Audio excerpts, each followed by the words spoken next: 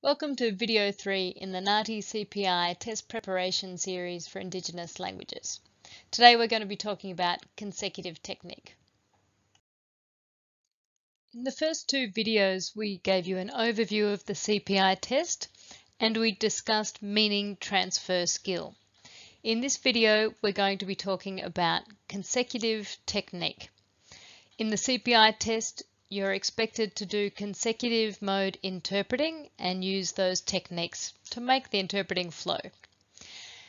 In this video, we're going to cover what consecutive mode is and what are the accepted consecutive techniques, what the markers are looking for, some tips and tricks, and we're going to practice some exercises for those skills. At the end of this lesson, you'll be able to recognize good consecutive interpreting when you see it, and you should have identified and practiced the techniques that you will apply in the CPI dialogues. So what is consecutive mode of interpreting? It's interpreting when you go straight after the speaker speaks, as opposed to simultaneous interpreting, when you interpret at the same time or just slightly delayed after the speaker. What you're asking yourself is, are you interpreting quickly and smoothly? That should be an indicator if you're using good consecutive mode. Good techniques for consecutive mode are using first person instead of reported speech, interpreting quickly after each speaker, avoiding false starts, interpreting in the right language each time and not getting confused as to who speaks which language, having good memory skills, cutting in to manage chunks of information, and requesting minimal and specific repeats as necessary. These last three are underlined because they're the ones we're going to be focusing on in the tutorial today. What will the markers be looking for? Well, they'll be looking for all those points to do with good technique that results in fast and smooth interpreting. That means that having an interpreter doesn't overly extend the length of the interaction, that it doesn't become too frustrating for the speakers involved. So a big focus of that will be how good your memory skills are, how well you can handle good chunks of information, that you don't need to interrupt speakers too often and chunk things up too small, and when you do need to ask for a repeat, that it is just focusing on details and doesn't show a problem with memory skills. So here are some tips for the test. First one is about memory. Now, some interpreters are used to asking speakers to stop after each sentence. At the CPI level, you are expected to cope with meaningful chunks, which might be longer than a sentence. The other thing in this test is that there are deliberately long segments there. So whilst you might not be expected to remember the whole segment, especially the extra long ones, you would be expected to know what to do with those, how to cut in and chunk it up. Number of repeats. Now, I mention this because in the old tests there was a bit more counting of the number of repeats in part of the marking system. In the new system, it's not really about the number of repeats. It's about thinking, why did you need to have that part repeated? Was there a reason? Was it a very long chunk? Was there a lot of information in there? Was there some mumbling? Or was there another reason that justifies why you would need a repeat? And that it wasn't just an issue to do with insufficient memory. The last tip I'd give you is about note-taking. If it slows you down, don't do it. If you don't currently use note-taking on the job, now's probably not the best time to start. If you do note-taking, remember just to stick to details and memory triggers that will help you. Memory techniques and memory exercises are things that interpreters need to be working on all the time. A common one is visualization. A lot of interpreters try to see the picture as they hear it. Really try and visualize the whole story as a picture in your mind. The second one is emotional response. Some people try and be really surprised at details in the message, and that surprise is an emotion that when we have an emotional reaction, it's more likely we'll remember it. So even if details are boring, try and feel something, whether it's surprise or astonishment or any other emotion. Another technique really is about good preparation, predicting what people will say. If you're so prepared and familiar with the topic and the things that people normally say, it's easy for you to almost fill the gaps and know what they're likely to say. I guess you can couple this too with an emotional response if they say something you're not expecting. And then of course there's note taking, as I mentioned before. People use their own systems. They write down memory triggers and little details. They develop their own systems of shorthand. But if you haven't developed that already, like I was saying, now's probably not the time, but it might be a skill you could work on in the future. Here's a little exercise just to push the length of chunks that you might not be comfortable with. This exercise is called 50-word chunks. Now, I'm going to give you a test one, just a trial run to get a feel for it, and then there are some extra 50-word chunks in the workbook you can practice on later, but really you could just get any little chunk of information and practice with recordings or with a friend reading it to you. The idea in this exercise is that you're going to hear the same 50-word chunk 3 times. The first time you should concentrate on the big ideas, what the information is all about. The second time, concentrate on the details. And the third time, hopefully you're just checking that you got it all correct. Now, I'm going to read, a 48-word segment and see how you go with retaining the big ideas. Ready? While the thought of eating bugs makes some people shudder, farmers who produce worms and insects for people to eat say curiosity is on the rise and farmers will run off their feet. They say insects are efficient to farm, packed with protein and good for the planet. Okay, that's the end of the 50-word chunk. Hit pause and see if you can remember the big ideas.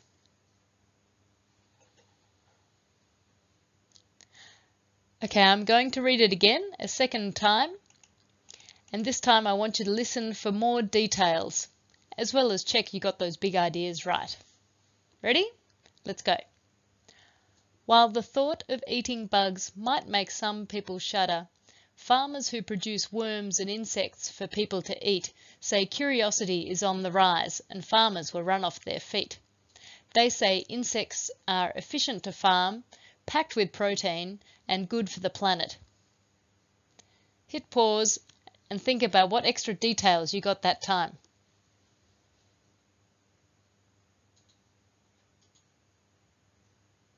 Okay, I'm going to read it a third and final time and check that you got all those details correct. Ready? Let's go.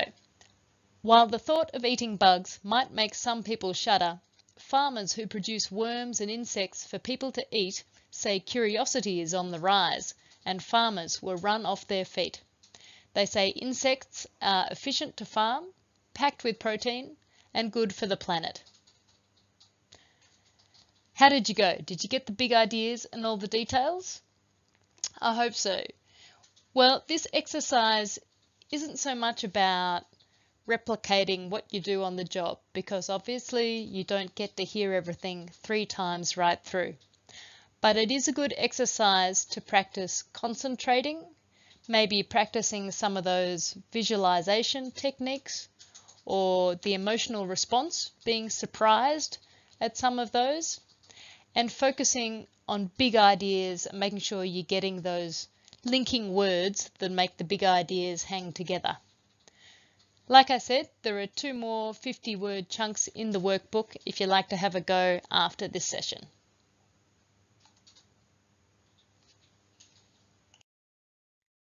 Cutting in technique is something that will be assessed a little bit under consecutive technique as well as managing interaction.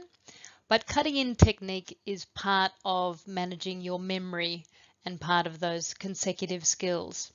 So when and how, you do need to cut in at a good time. So obviously you're cutting in because you're pushing your memory, but you do need to wait for a pause or the end of an idea. How do you cut in?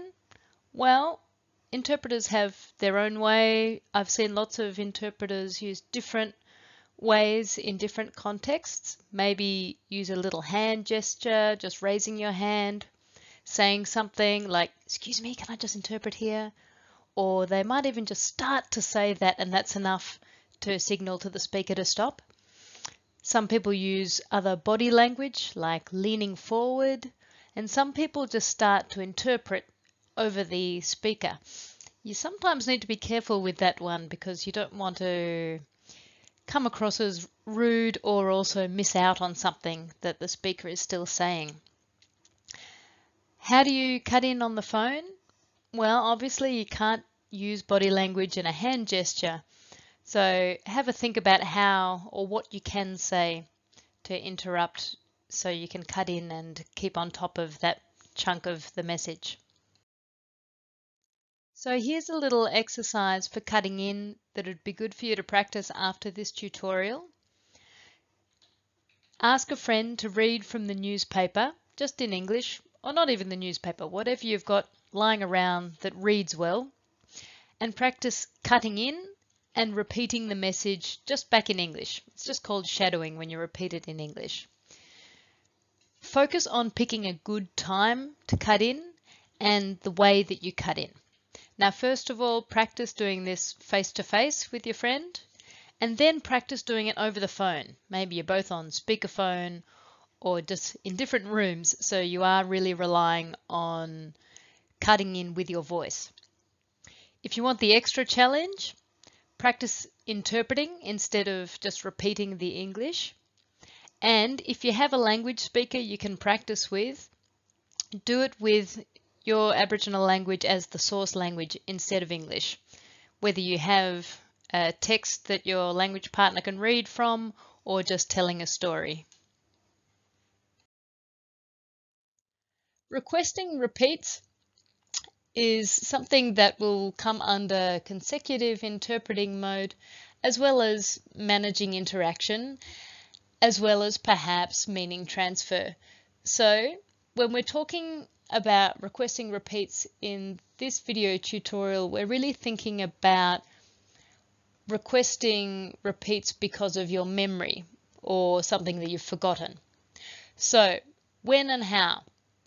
Interpret what you remember first, and then request a repeat about the specific details that you've forgotten or you're not sure of, or at least let the speaker know where you got up to in the section. What can really annoy speakers in the real world is if you wait right to the end of the person talking and you say, "Actually, can you just repeat the whole lot? I didn't get any of that," or "I'm confused." Obviously, that really slows things down and can frustrate the people you're interpreting for. So try not to wait right until the end or until an enormous chunk has gone by. Try and jump in once you realize that you've reached your capacity, interpret what you remember, and check for details. So let's do an exercise looking at repetition request technique and when to do it and how. Again, we have our Arabic interpreter here, and you're going to watch this video and you'll see 2 versions. I'll leave it up to you to watch them and figure out which is the good way and which is the not so good way. In any case, I'd really like you to think about how you would do it and if there is a different way altogether of doing it.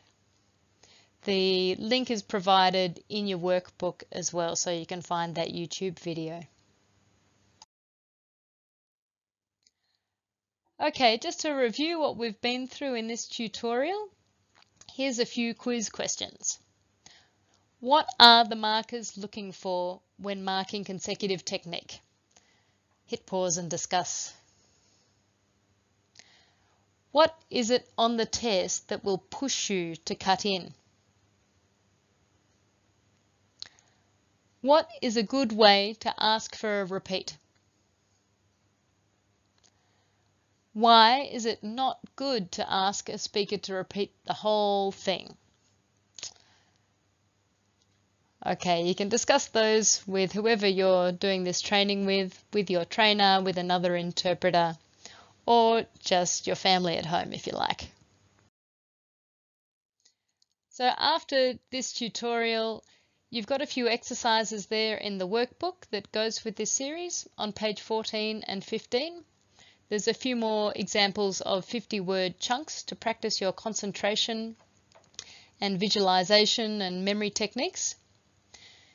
Then there's the cutting in exercise while somebody's reading the newspaper, really thinking about your technique for cutting in, whether you're using a hand gesture, saying something, and also your actual memory skills. And then of course there's that last video that you can watch and check the technique that she's using there when she's requesting repeats. Okay, now by the end of doing all those exercises and watching this tutorial, you should now know what consecutive mode and good techniques are. You should understand what skills the markers are looking for in your CPI dialogues, and you should be able to critically analyze your own consecutive technique.